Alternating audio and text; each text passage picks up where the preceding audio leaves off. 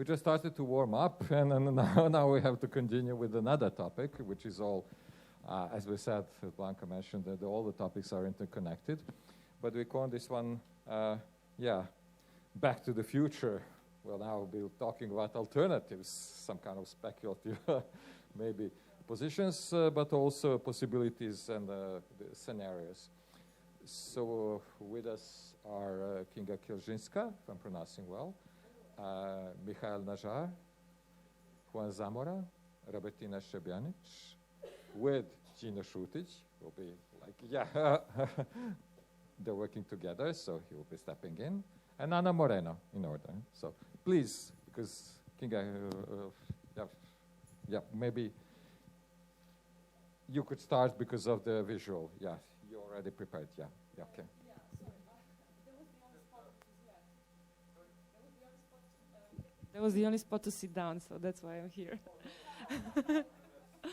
Okay. Yeah. You want to have this one?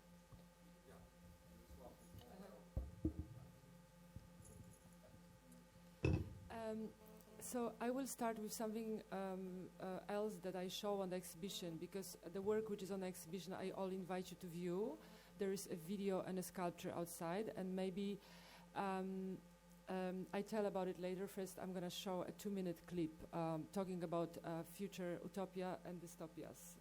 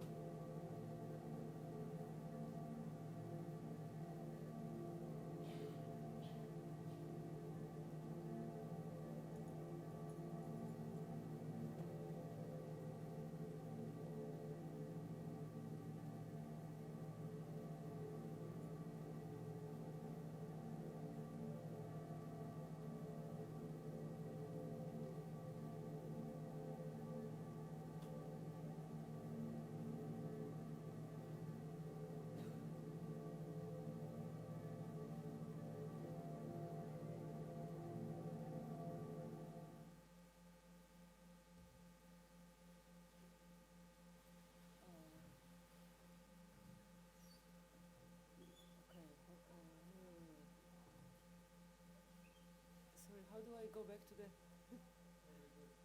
back upper. This one? Upper corner, and then we'll start over. Ah, yeah, great. Okay, so...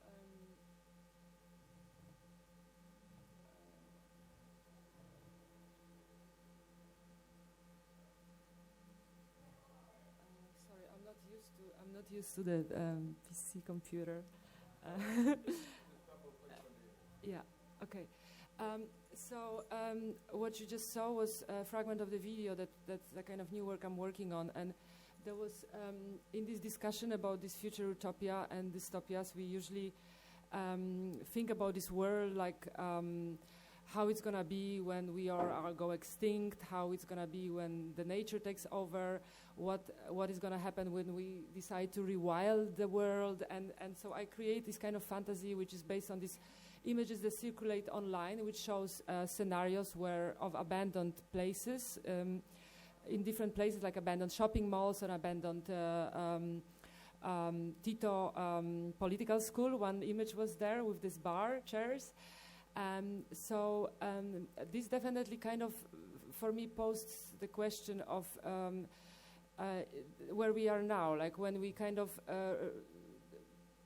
disappear, what is left? And that piece that I show here on the outside of the museum is kind of also dealing with this kind of extreme idea of utopia, sustainability, and solar punk, where we have stuff left here to work with. We become completely run into some kind of crazy situation when we go back to the primitive futuristic phase. And so I constructed a shelter which draws on the primitive shelter technology, which you usually construct in the forest, and I did it out of the solar panels. And the solar panels are actually like a symbol of sustainability, but in fact, they are very hard to recycle.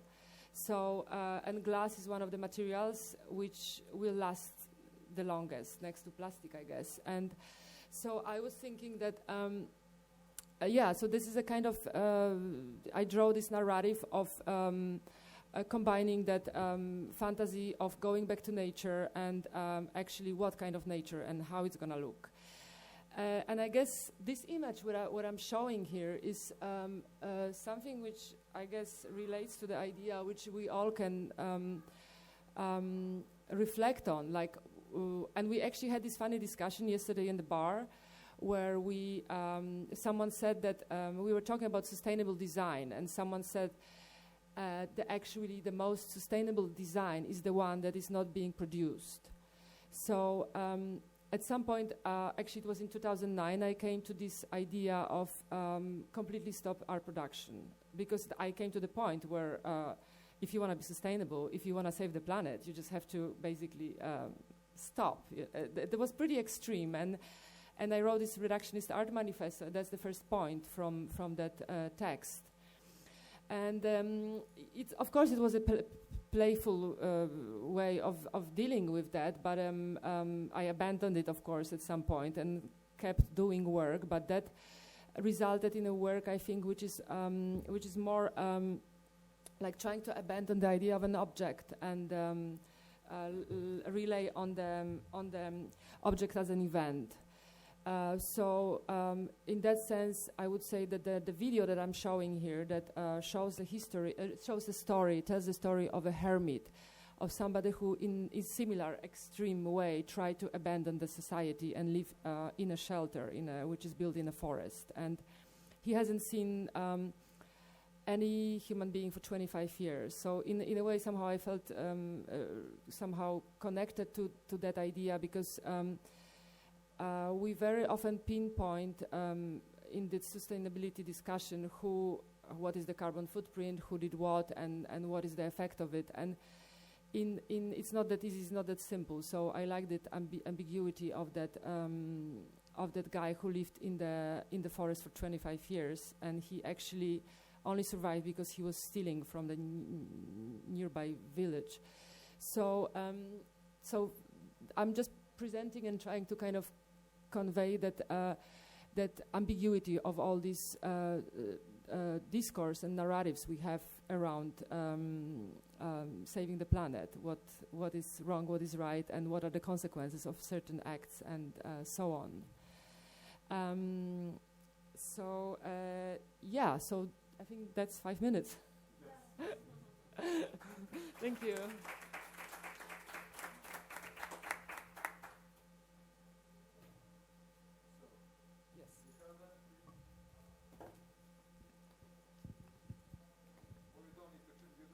Images. No, then you can sit at the same place. The Kingdom, please. Yeah. Okay. Is that working? Yeah. It's working. So I'll give you a quick introduction. My name is Michael Nažarom. I'm an artist based in Berlin. And since about the past 20-25 years, I'm mostly working on the topic of how new technologies are how new technologies are affecting our society, our way of living. And I think we are living in a time where everything is really massively technology driven, and this leads to heavy transformation processes. And we need to understand that this is a process that we cannot, I think, reverse. Technology is developing exponentially, and we have to think and reflect on what that means for the next generations. And I'm trying, in my artwork, I'm trying to create future utopias, future scenarios of social structures which are merging under the influence and under the impact of these new technologies. So for the past 10 years now already, I was working on a topic of space exploration and how new technologies are dramatically changing the way how we use space. And 10 years ago, when I started on that series, that was not really a topic of public interest. It was the end of the shuttle era. We only had the International Space Station up there, and that was everything. So 10 years later now, space becomes a commercial battlefield.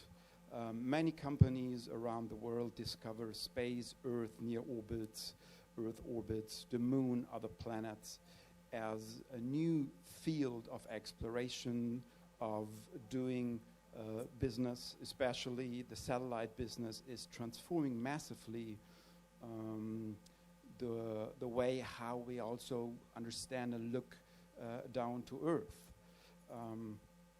Imagine we have now, or we have over the past decades, we put around 3,000 satellites up in space for the last 50 years.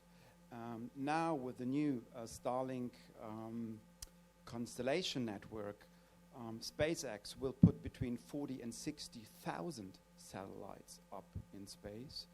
That means the entire planet will be wrapped with a network, a satellite network, and that leads to a completely different way how we look down from space towards our planet. And here we come to the term of the overview effect.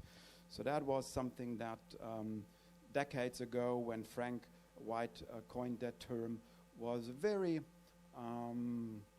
limited and unique, say, experience to a handful of people. But in the next decades, hundreds, thousands, 10,000s of people will venture into space on a day trip, on a week trip. They will live and work in space for the generation of our kids. My son is now 10 years old, so I think for him it will be space, Earth near orbit, the moon, will be a normal place to work and to live. And that's really a dramatic change that we're facing here. And one part of that very complex series about outer space that I did over the past years is the idea of terraforming. So terraforming is something that scientists now discuss on the example of Mars. There is the future idea and vision that we will install colonies on Mars, that we will live on Mars, and that we will transform Mars in an Earth-like planet. And terraforming means, on the example of Mars, that we would have to melt down the polar caps on Mars to get liquid water. We need to release greenhouse gases from the soil to heaten up the atmosphere and to thicken the atmosphere, and then to heat up the surface of the planet to make Mars a habitable planet. And the same process we are applying to our planet since 100 or 200 years now, transforming our planet more and more into an inhabitable environment. And that brings us to the reflection of how we will live in the future on our planet and maybe on other planets. I think it's not only about thinking how we will live in the next years, what we will change to get a better way of life, to better understand the natural process. We have to face the fact that we are now 7 billion people on that planet. By the year 2050, we will be 10. But we should think on a larger time scale. We are used to think on a time scale which spans our own lifetime. But think about 100 years in the future. So if we talk about 2150, we probably will be about 30 billion people on this planet. And that means there is not enough space to live. There are not enough resources facing the effects of the climate change, the rising sea levels, the loss of territory to live, the loss of territory to plant food, will lead to a massive crisis, I think, especially in the next century. And I have the point of view that only with the help of new technologies we will be able to cope with this problem. And these are technologies that we are still don't know today which technologies this will be.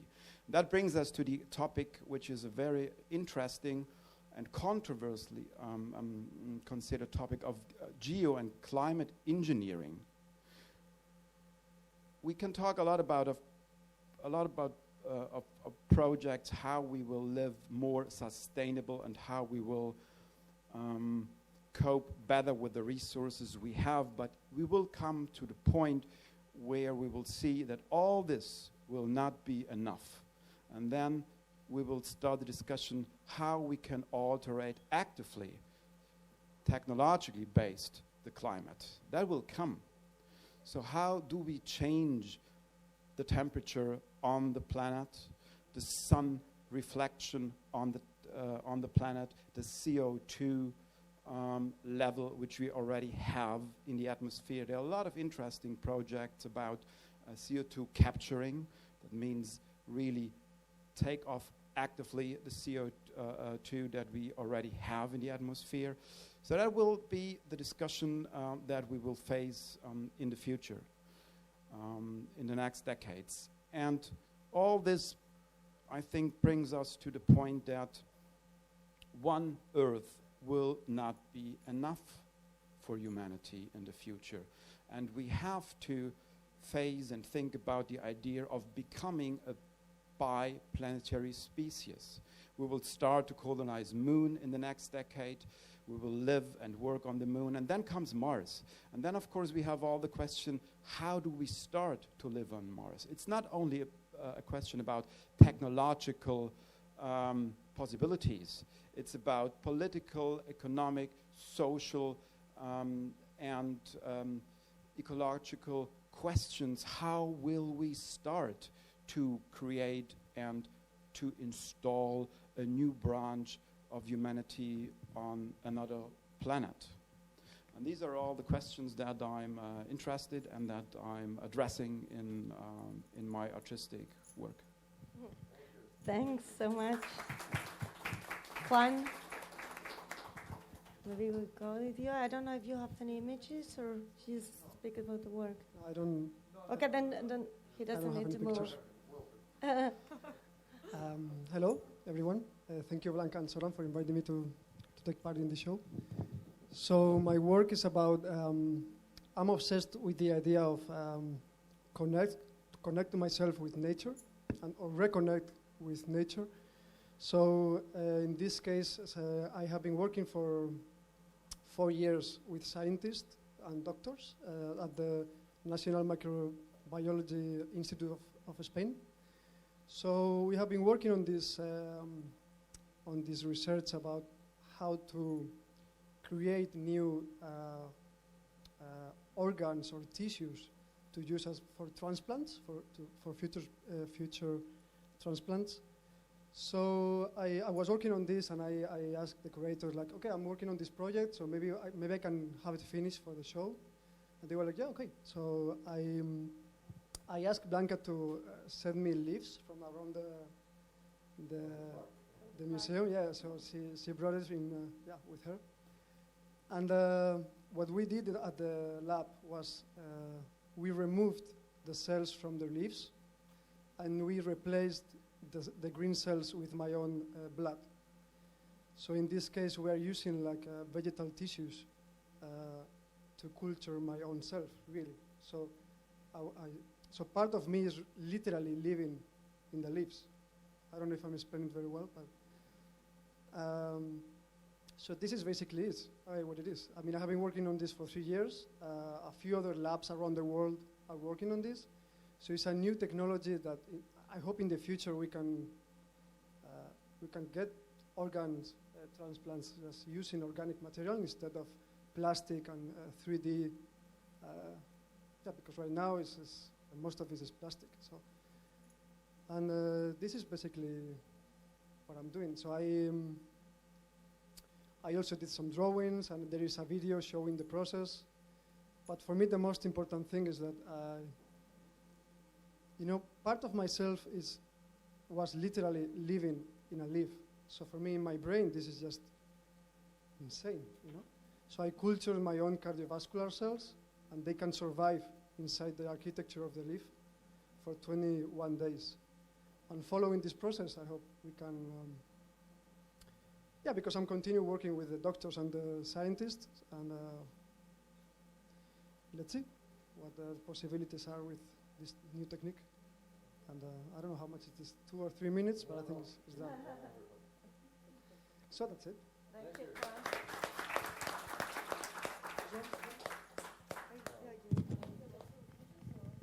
Now, Robertina, please take a seat because you have a presentation.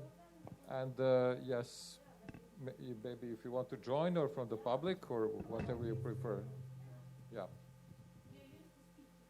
Okay, bring your chair. It's too short. Bring your chair. Just a moment. We can both do standing. We can do it together.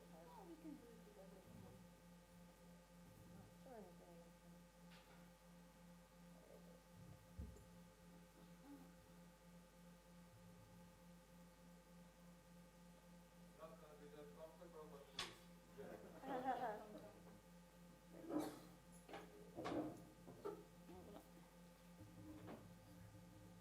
We prepared the PDF, so we will scroll through it.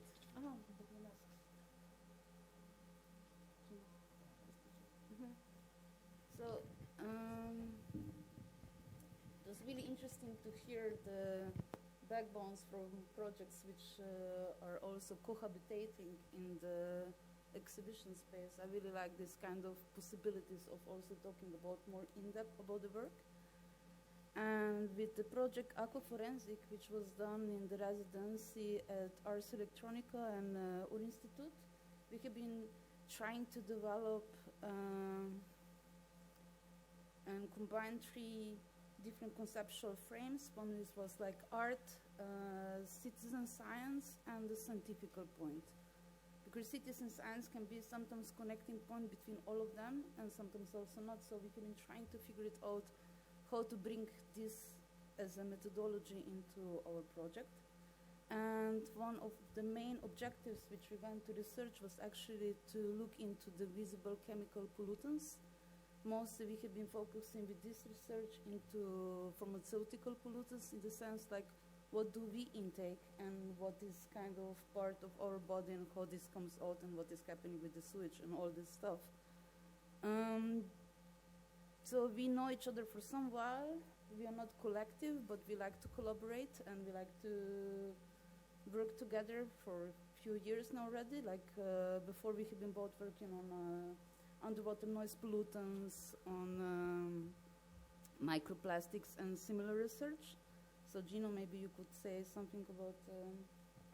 Yeah, it's difficult to do a presentation in a short time, but yeah, just like a little bit of background so you understand our... sorry, it's like funny, it's like too close to this one, I think. Okay, so just to understand a little bit of background, like what drives us into these topics, I've been, okay, sorry, it's like, okay. So yeah, I'm a biotechnologist and bioartist. I deal mostly with new media art related to technobiology and biotechnology, of course.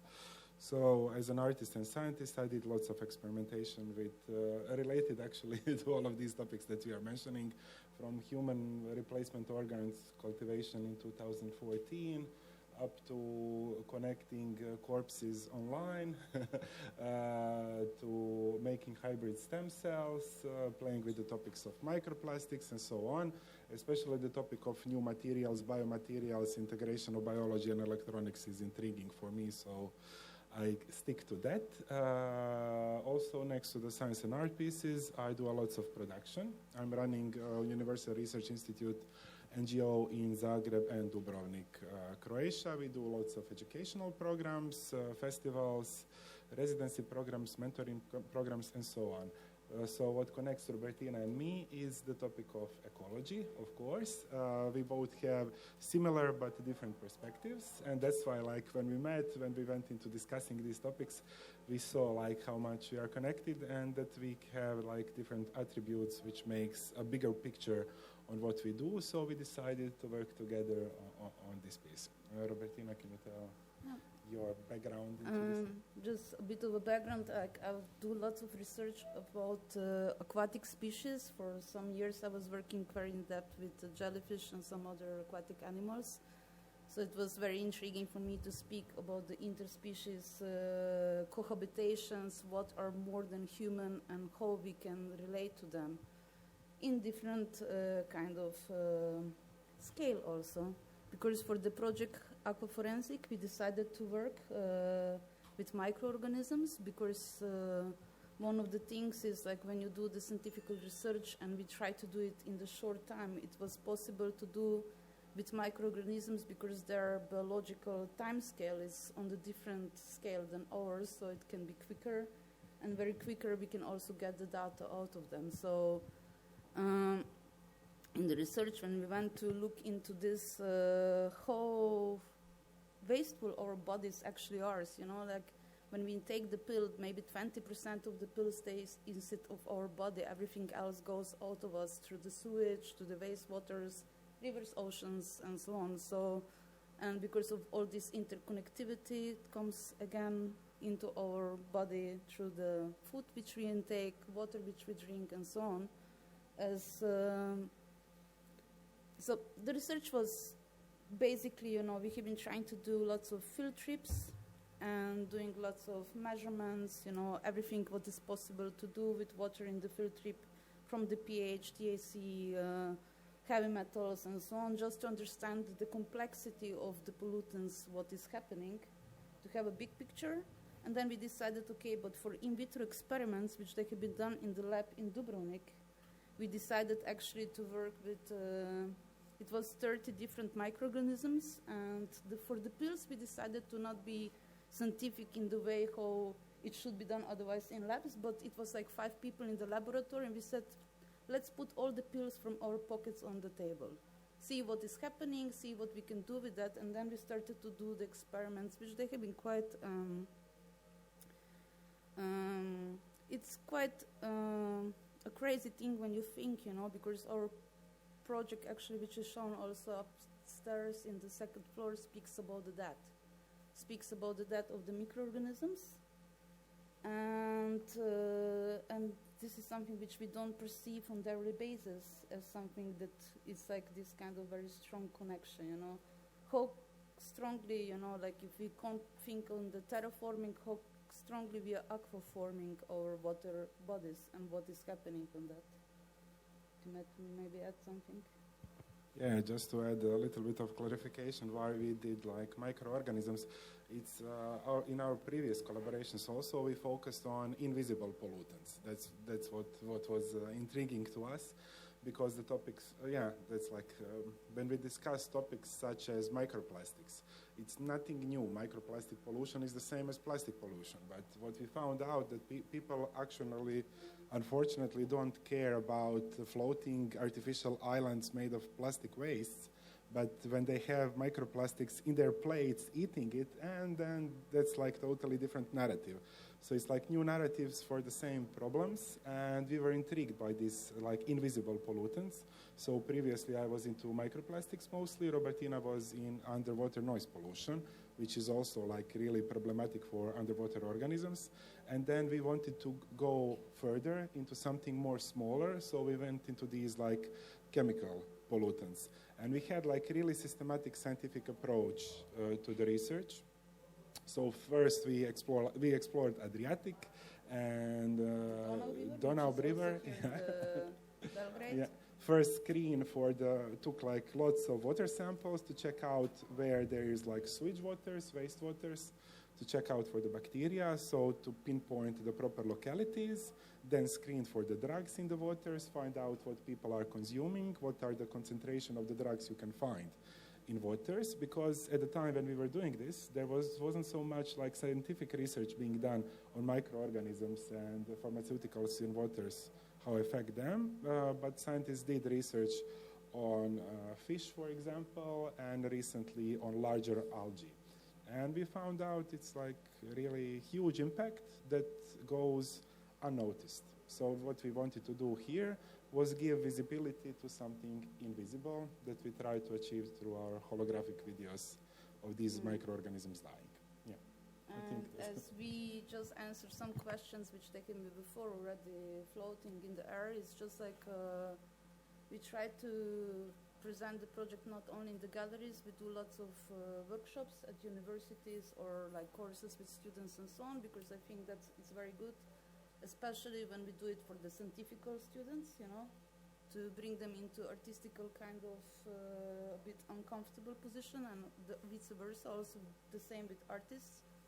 And also we publish a paper about it, and scientific paper, and there is one white paper coming further. So we try to really distribute this project through different tentacles, I would like to say, because tentacle thinking is something which we both believe, you know, because we like Donna Haraway and similar kind of philosophical discussion. But I think we are over 5 minutes already, I'm sorry. No. But Anna. Yeah, thank you. You have it here? No. Okay. Hello everyone, do you hear me? Yes. No. So my name is Anom. Hello? Okay, now.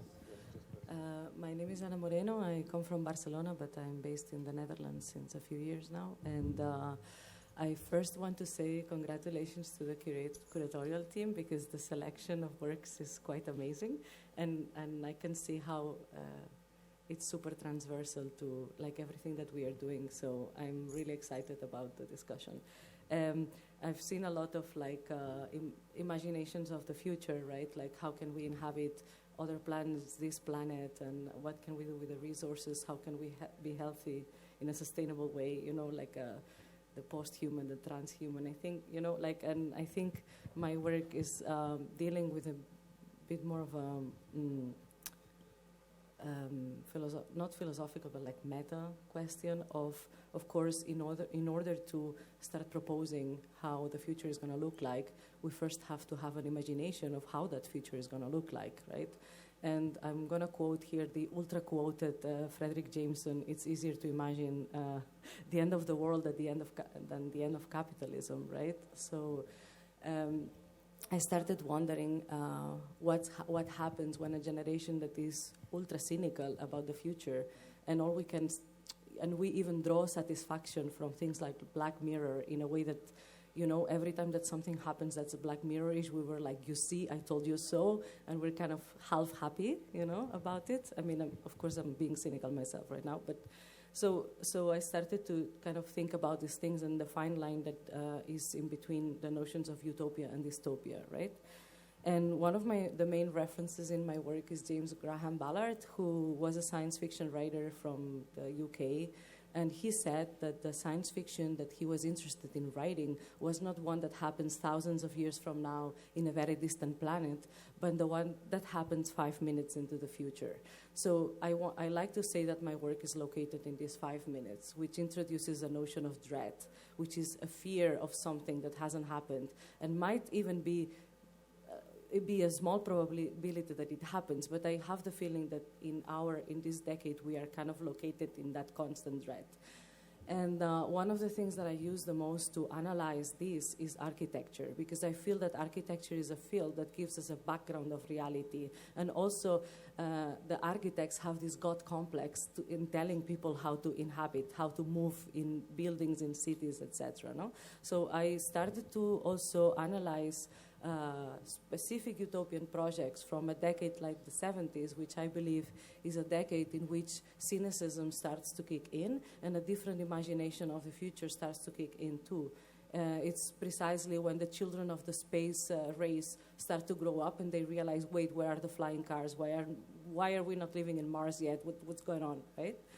So, and also it's when something like retrofuturist aesthetics starts. And I think that's very telling of why.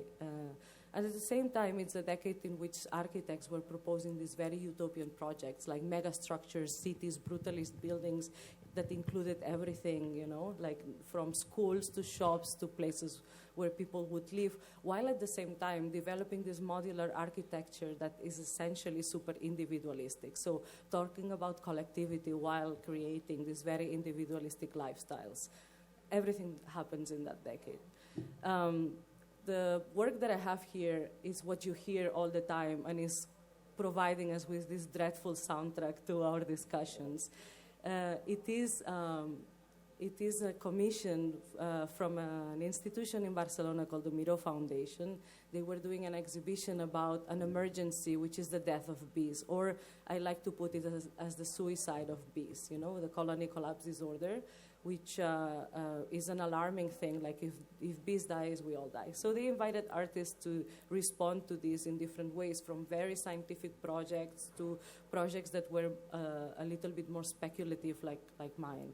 So I decided to start with the idea of the bee as a floating signifier. The bee is a symbol for both capitalism and communism, for example, many other symbols, to glorify the idea of the worker. And I realized, like, when we imagine a future or when we think about utopia and dystopia, there's also this doubling, right? Like the idea of alternativity can be very different as well. And I started to ask, I asked 2 economists to describe, imagine bees die or are in dramatic numbers. Those who can grow bees or can be suddenly very powerful. What would happen if honey, for example, becomes a value marker such as gold and petrol as we have nowadays? And I asked that question to 2 alternative economists. One is a community activist and a founder of a time bank. The other was a Bitcoin evangelist. And I asked them to describe, in economic terms, this world in the present tense. So already introducing this speculative sci-fi idea, right? From their answers, I developed this installation, which is based in a 70s architecture from a Spanish architect that I was studying at the time. And I created these 2 videos in which these performers dance and move around these vertical architectures. One is this brutalist 1975 building that is close to Barcelona. The other one was the biggest hydroponic plant in Europe, which was in The Hague. That's where I live.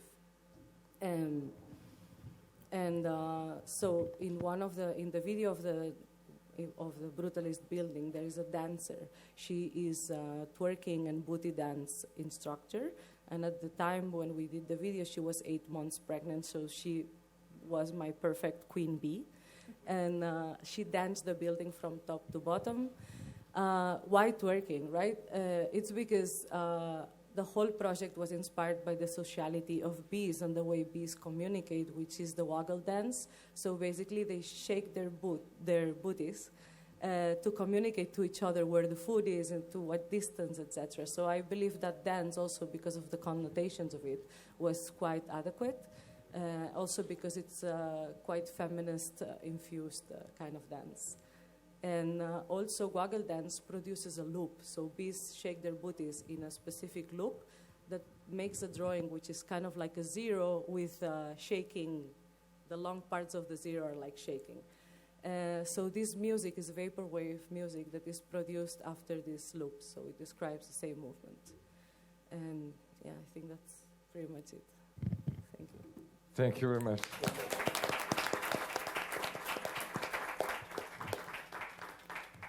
I think same as in the previous panel, we raised so many issues and we have so many positions that are compatible.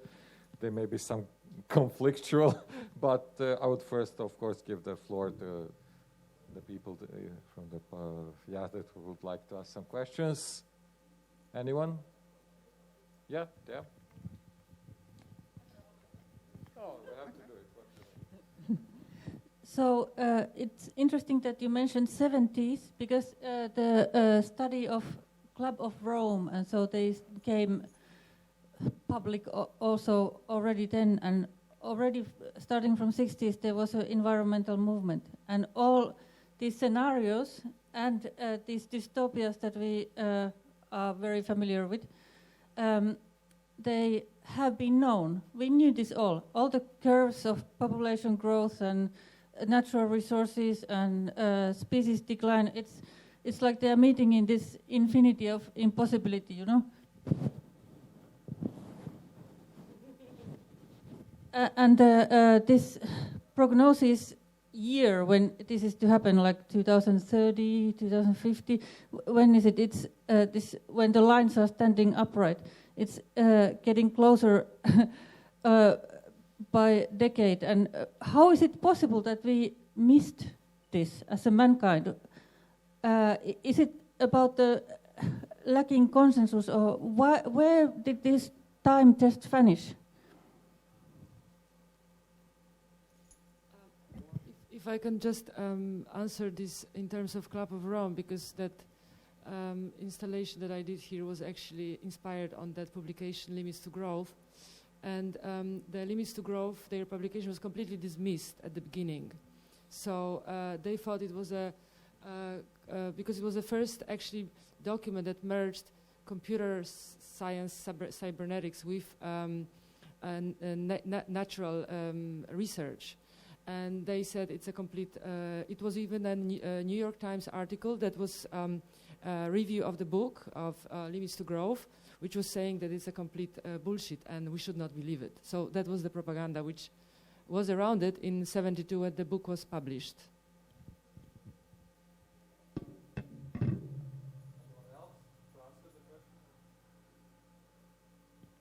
I can always ask.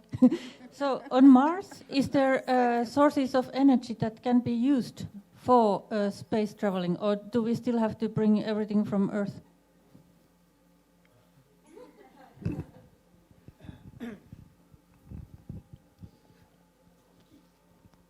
Well, energy and resources, I think that's the big deal of this century, and we are now becoming more and more aware that there are a lot of resources out in space, on the moon, on Mars, and especially on asteroids.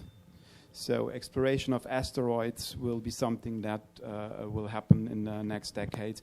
But we will start with the energy resource battle on the moon, because moon hosts a very, very powerful resource, and that's helium-3. So that's an helium isotope which can be used with nuclear fusion to produce enormous amounts of clean energy. And the moon is full of this isotope.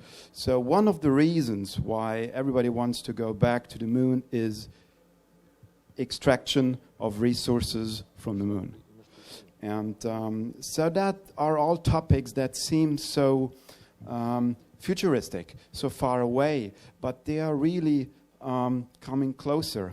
And I think we have to face these discussions. Also, for me as an artist, it's something that I want to, with my artwork, put on the table to discuss, because the moon will become a there are no laws, you know, who is allowed to go to the moon to extract resources.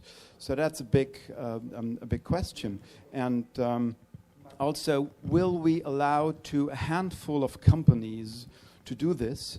So will there be private exploitation on the moon, or is that something that one nation or two nations or our planet as a whole has to discuss? And the same will start with Mars. There are a lot of resources also on Mars in the soil, and who is allowed to go there to extract, to use, to sell these resources? Who is allowed to land on an asteroid? The biggest and most precious resource in the universe, or in our solar system, let's say, is water. Because water can be split in oxygen and hydrogen is an energy resource to fill rockets, to fill satellites. Oxygen is needed to supply habitats on Moon and Mars. So there will be a fight about resources from asteroids. And that's, I think, all very interesting topics. Yeah.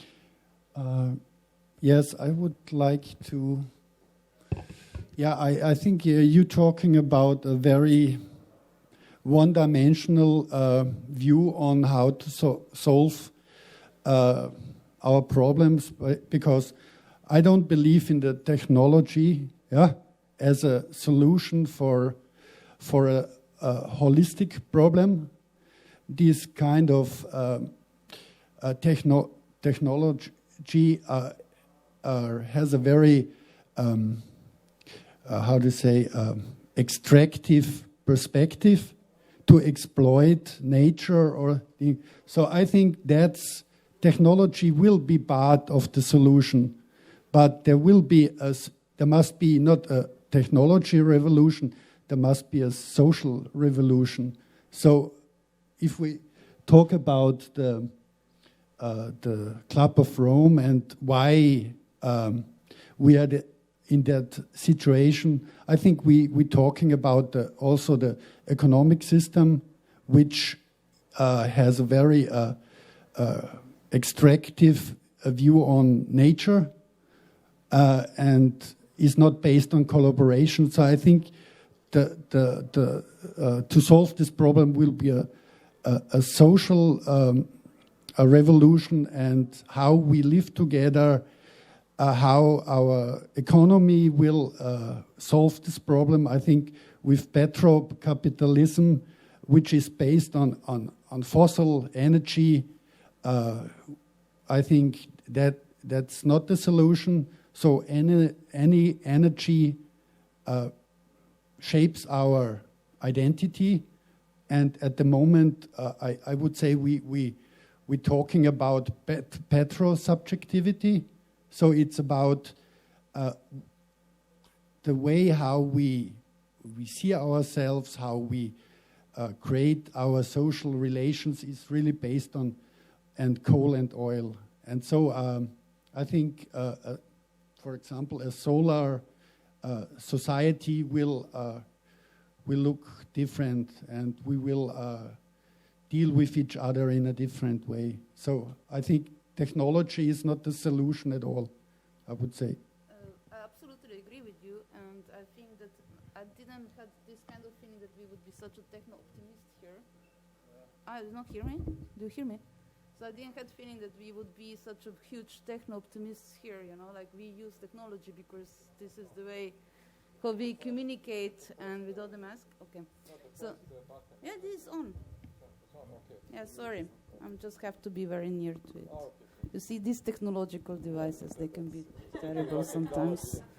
But yeah, so I don't, I don't believe in techno-optimism, of course not, and I think most of us sitting in this room, I think we are kind of in the same mindset. Many times when we have this, our workshop, aquaforensic, or other projects which we are doing about this kind of aquaforming these days, and what is happening, what could be solution, we don't know it, it's like eco-anxiety starts to be really present, and this is one of the topics which I started to put into the model of how to even rethink that, it's like who will be the one who will give the solution. Yes, there's a bacteria which eat plastics, great. What we will do when they will grow too much? You know, what is the solution then? So there is lots of questions, and yes, we do still live in the geopolitical lottery, you know? It's like depending where you're born, you will be able to be here or not. You know, we are still quite privileged, I would say, from that position also, to even have this possibility to rethink this kind of questions. So this is something which I'm curious about us here, you know, how do we feel and how we could rethink that from the other perspectives also. You know, it's like, I think that solutions can be sometimes very short-sighted, you know, because we don't know what will be even happen. So I really like this Anna's concept and would like to, what you said before about this 5 minutes of future and how to see it. I have lots of questions about that. I would like to hear you more about that, actually. Well, that was me stealing from Ballard, but yeah, I find it also very interesting because it poses this question of also what are we fearing? And is it part of our imagination, or is it part of, for example, how media or whatever propaganda has been bombarded to us, no? Somehow. So it's also every imagination, so every generation's imagination of the future, so every sci-fi, science fiction, you know, literature, cinema, whatever, that is produced at a specific point of time has a lot to do with, for example, the leading worries and not only, also industries, the leading economies of a particular moment. And I have an example, for example, you know, in the 50s, there was this very famous cartoon that was like the Jetsons. And if you think about it, like the leading industry at the time was the car. So of course, like the leading feature of the Jetsons was flying cars, no? So it is always like this. So it is always good to put into question what if our fears, where are they coming from really, you know? And what political agenda is also behind those fears, and also, you know, like also related to this techno-optimism or not, you know, like I think, of course, it's like a twofold thing, but sometimes it's also interesting to think about other kinds of knowledges, you know, that might not come from this very like pragmatic Western way of like just fixing problems. Nicola? Thank you, Zoran.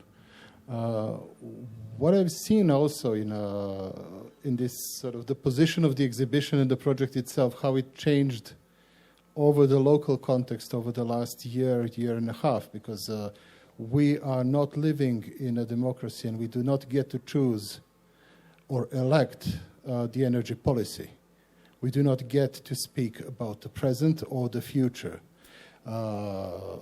In this sort of managed democracy, foreign powers are actually sending the corporations to do the bidding, to take entire markets for themselves.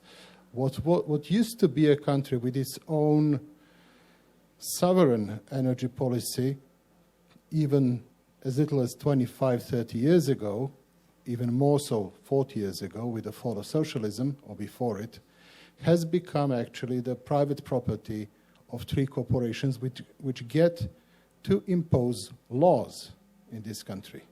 We have lex specialis vehicle, which is the special form of laws which is by which the authorities are giving the right of the corporation to impose its own legal systems, inserted and injected into the legal systems of Serbia.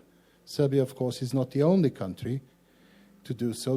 We have examples of EU countries doing that as well, such as Poland within the realm of the labor rights with the economic exclusion zones, by which, let's say, South Korean and Chinese factories can actually impose their own legal systems in a limited, inside the wire of the factories upon their workers. We have de facto such systems in place here without a need for constitutional or legal change.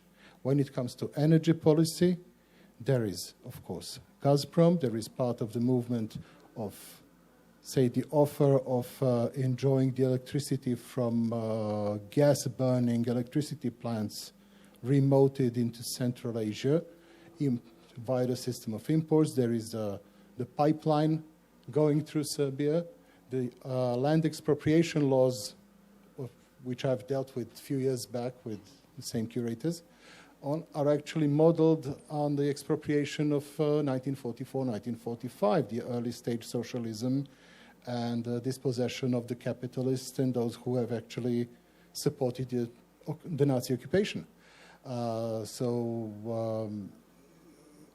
With all this futuristic aspects of the exhibition, the injection of new technologies, the expectations are sort of making this event, in a way, a beautiful parting moment that is going to leave us in the same reality, but with a glimpse of what might have been possible, with a glimpse of the places that you, all the participants, come from slightly different perspectives, with more control over what's happening with your lives and your futures.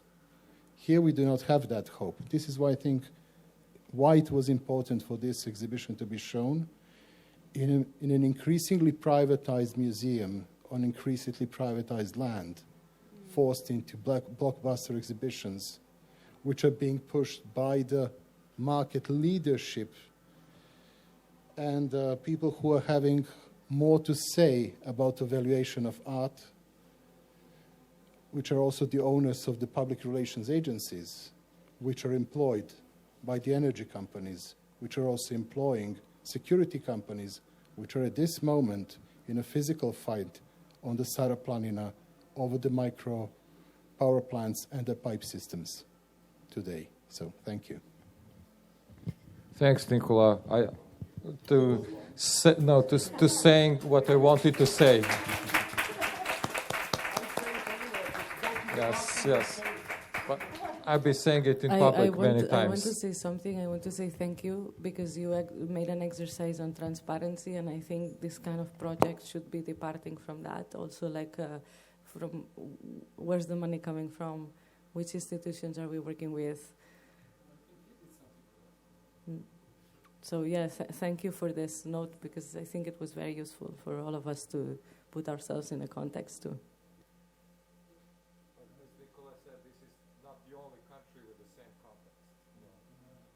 You can say maybe, yes, in a region, Poland.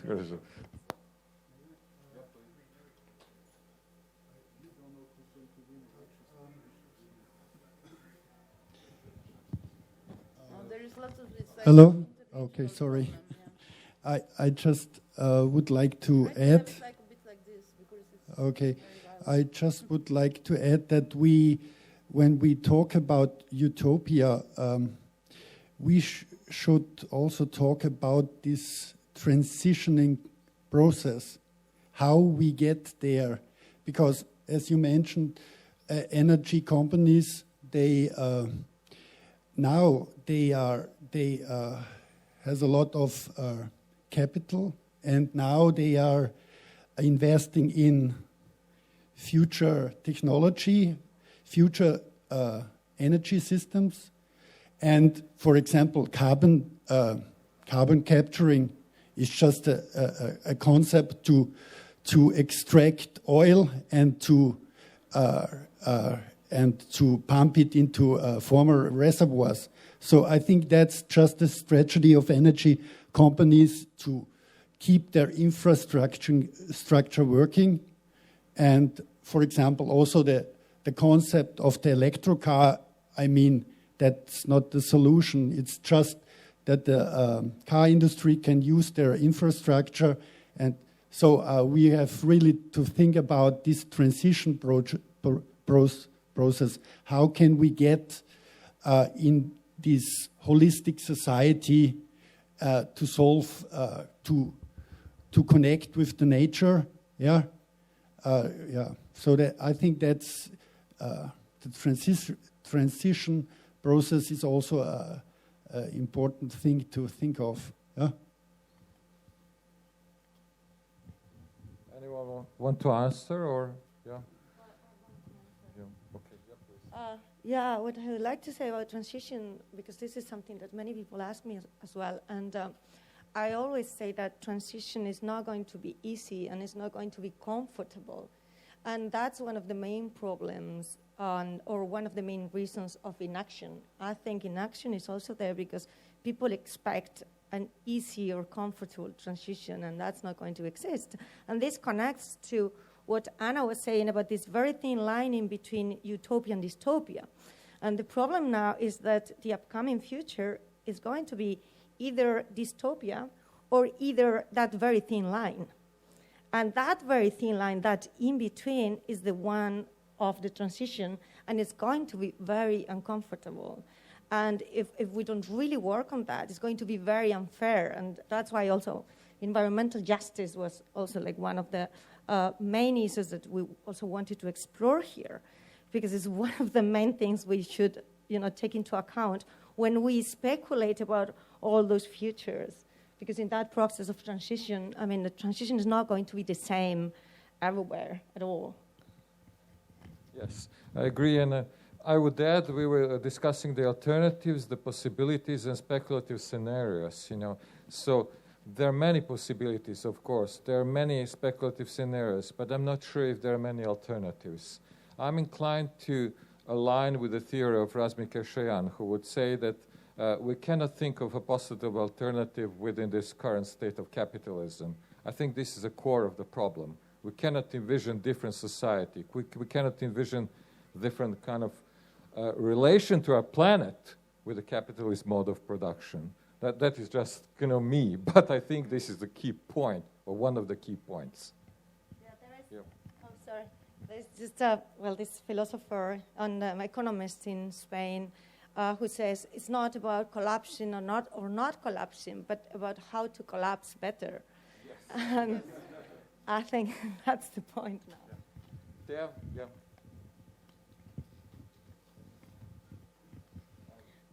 I was thinking those people who wrote the Capitalist Manifesto, Milton and Keynes, UK was strong there. They, together with Karl Marx, he wrote the Communist Manifesto, but also it's the same kind of thinking, just with another conclusion. But all these three people, they included in their system the understanding that, hey, our system does not cover the whole life or all people. It is not able to provide well-being and wealth to everybody. Therefore, we write in citizen salary. And somehow this always got forgotten on the way, because capitalism won and now it's losing. But we should give it a chance maybe to look at back to the origins, and the citizen salary is a necessity which is in it. But about transition, Pentti Linkola, a deep ecologist from Finland, which was counting birds since after the war, and his understanding of the state of the world was based on how many breeding pairs are in different size sectors of Europe being the biggest. He said that our problem is that each generation starts wisdom collecting from zero.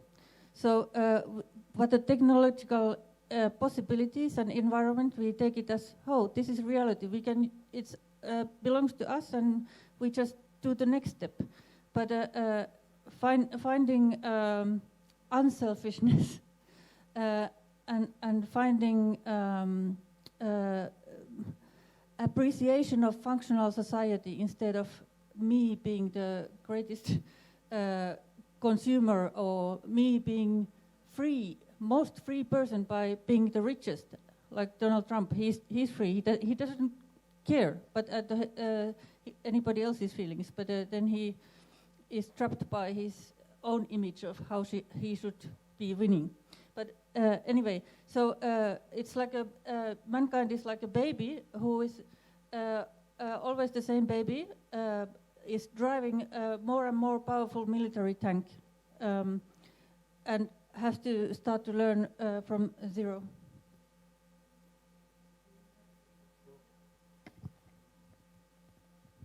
Anyone to comment? One last comment, because we are getting close to 6, and then Jakob's performance will be out.